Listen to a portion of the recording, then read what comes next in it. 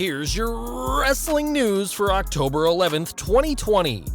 And your headlines for today include: WWE officially announces remaining draft picks from Friday's pool. What's the current status of Tessa Blanchard in WWE? Seth Rollins and Matt Riddle heat is real, says witness account. Shocking details are out. Inappropriate post from Matt Riddle's wife about female WWE superstars. Chris Jericho says AEW probably would give Jim Cornette a consultant job. Cornette responds. Chris Jericho says he will never have singles feud with Matt Hardy in AEW. Is Aleister Black joining the Wyatt family? Upsetting news about Scott Hall yet again. AEW's plans for #1 Contender tournament revealed, and more. We're kicking off with news from the 2020 draft as more superstars have been moved around, albeit off-screen. On Talking Smack, more names were picked as Drew Gulak was drafted to Raw, much to the delight of Sami Zayn. Tucker was also drafted to Raw after Otis was drafted to SmackDown on last Friday's show, breaking up Heavy Machinery. Another sad breakup after fans saw the New Day be split up. Mandy Rose reacted on Twitter by sharing Tucker's tweet, calling Heavy Machinery a brotherhood like any other. The Red Brand also got Humberto Carrillo, while SmackDown selected Kalisto and Murphy, allowing for the Australians teaming in feud with Seth Rollins to continue on Friday nights. Out of the entire Night 1 draft pool, the only undrafted superstars are Elias and Mickie James, and the former women's champion has let her anger be known on social media, even asking NXT's Robert Stone to get some respect back in her name. Time will tell where Mickie, Elias, and the remaining undrafted superstars of Night 2 will go, but it's clear that nobody is safe in this year's WWE Draft. Speaking of free agents, Tessa Blanchard remains one of the biggest names around, but fans shouldn't expect her to debut on Raw or SmackDown just yet. Earlier this year, WWE sent out feelers to gauge Blanchard's interest in the company, but according to Ringside News, these talks haven't gotten far. A member of WWE's creative team reportedly said that Vince McMahon knows of Tessa, but not much about her, and that she's not really on the boss's radar. Of course, that could always change if Vince watches some of her work, but given that Vince famously doesn't watch wrestling he doesn't produce, that may take a while.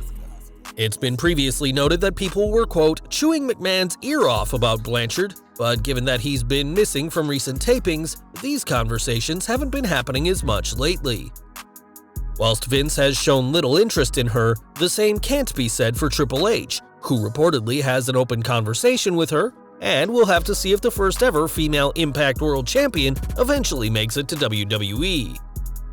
We have some news on Seth Rollins now, as the former champion dropped by the WWE watch-along during the first night of the draft. Rollins might be on the blue brand now, but he has zero interest in facing Matt Riddle. I've got no interest in facing Matt Riddle at any point in my career. He can go to Raw as far as I'm concerned. Seth Rollins isn't the booker, so he'll wrestle whoever Vince McMahon tells him to. This little shoot from Rollins still gives the idea that Seth isn't the biggest fan of the original bro. There seems to be some heat between Seth Rollins and Matt Riddle, and it's likely real. A fan has come forward with a first-hand account of the friction between those two superstars. After last year's Survivor Series, Riddle took me and our crew out to eat at the same steakhouse Seth, Becky, and Carl Anderson were dining at. They knew we were there, but went out of their way to acknowledge us. Throughout the entire weekend, Riddle talked shit about Rollins and how he never evolved as a performer, how he didn't take care of his opponents in the ring, how he was stale, etc.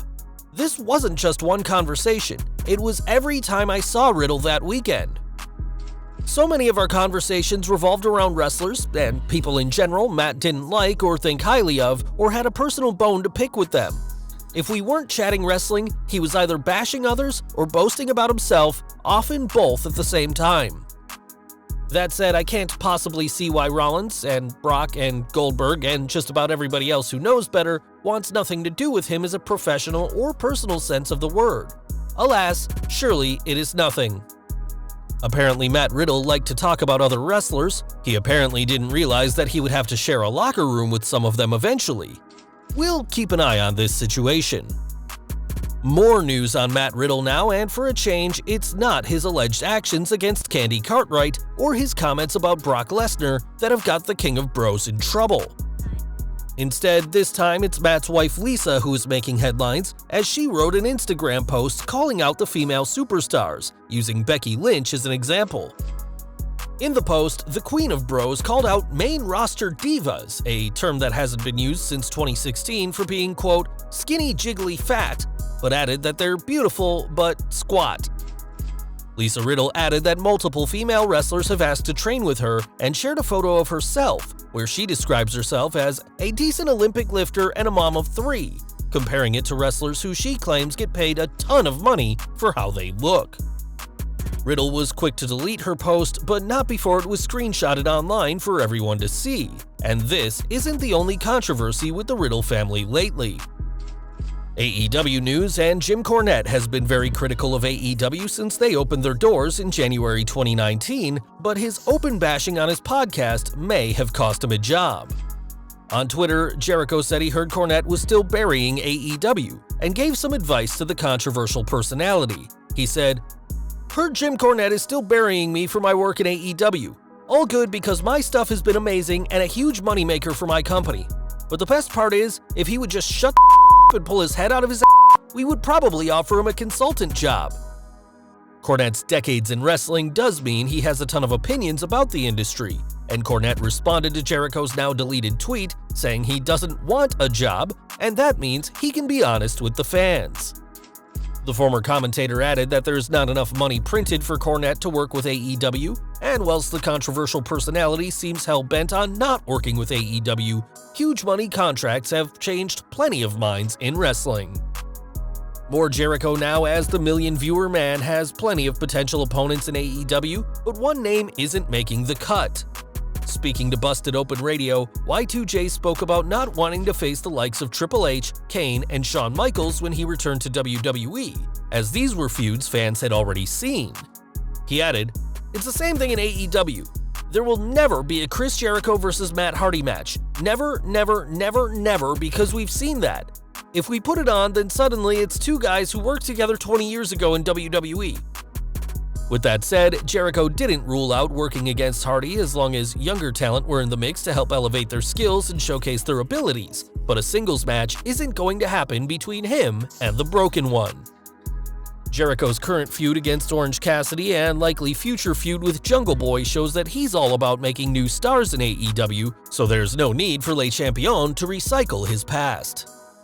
Now, we all know that wrestling's past isn't glamorous, and one person who knows that firsthand is Theodore Long.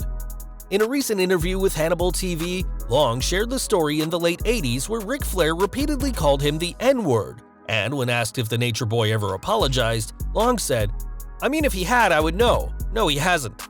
Here's the thing about that. Sometimes people don't apologize, like come up to you and say they apologize."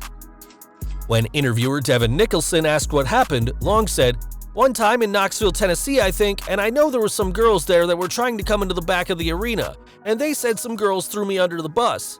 I don't even know who they were. I was refereeing. They used my name and said that I told them that they could come in or they could come to the back door or something like that. So he runs into me, and the next thing I hear him say to me is, 'N, do you like working here?'" Teddy added, "I don't need no apologies, you know what I mean? Like I said, I'm just telling the truth. It is what it is, that's what happened." So far, Flair hasn't responded to this most recent shoot interview from Teddy Long, and we'll have to see if the Nature Boy has anything to say about his supposed actions.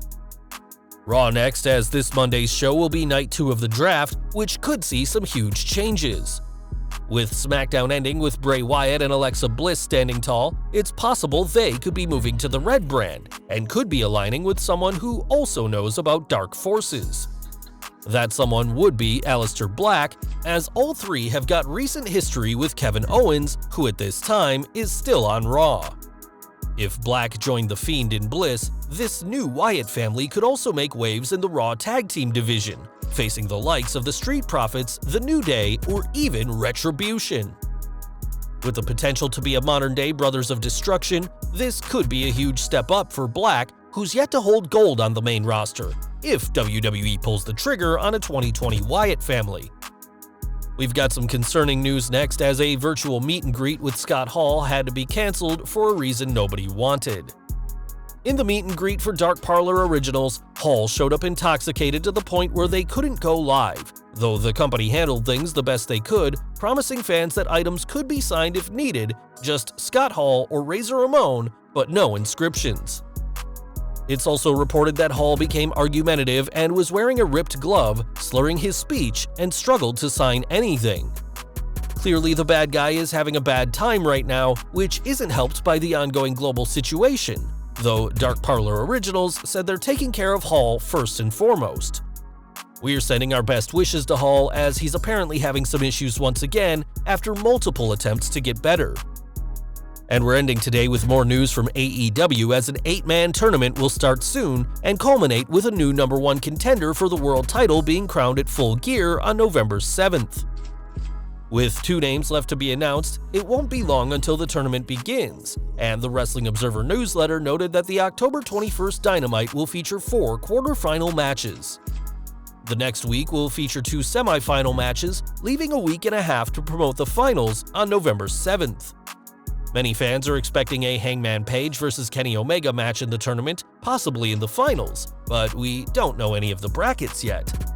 What we do know is that Omega and Page are in, alongside Colt Cabana, Jungle Boy, Phoenix, and Wardlow, and fans can expect the remaining 2 wrestlers to be named next week.